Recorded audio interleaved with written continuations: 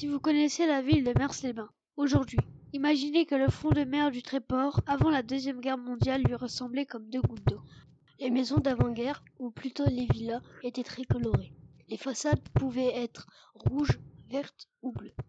Elles étaient collées les unes aux autres, et chacune d'entre elles était habitée par une seule famille. Certaines villas étaient grandes et d'autres plus petites.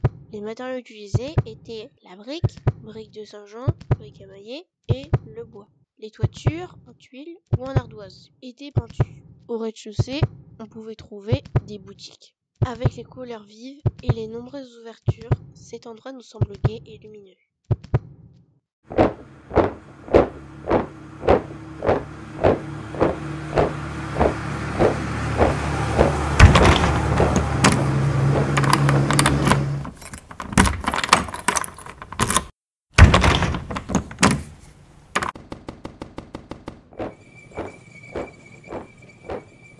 Pendant la Deuxième Guerre mondiale, les Allemands occupent le Tréport. Ils fortifient le front de mer pour éviter un débarquement.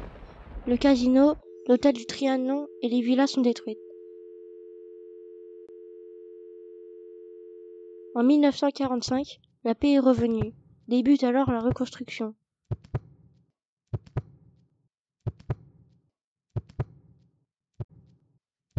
On choisit de construire une barre d'immeubles collectifs parce qu'on veut que la construction soit rapide et que l'on puisse loger beaucoup de monde.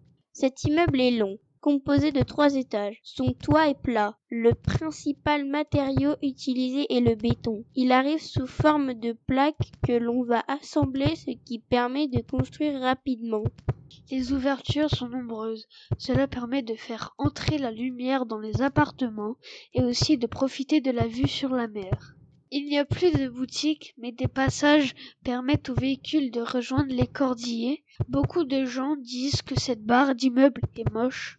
En effet, comparée aux villas d'avant-guerre, la façade est moins colorée, plus fade. Pourtant, quand elle a été construite, les habitants étaient ravis, car dans les appartements, on trouvait tout le confort moderne, comme une salle de bain.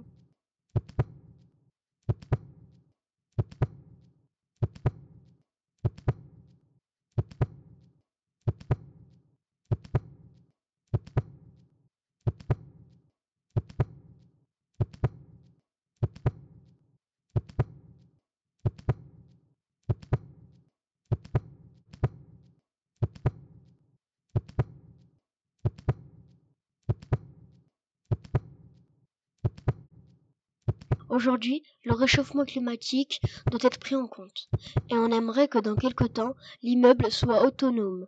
Il faudrait le végétaliser pour garder la fraîcheur. Il faudrait installer des éoliennes et des panneaux solaires pour fabriquer de l'électricité et des récupérateurs d'eau. Au rez-de-chaussée, on pourrait construire des alvéoles qui, pour certaines, serviraient à stocker l'eau. Des ruches seraient installées dans les autres.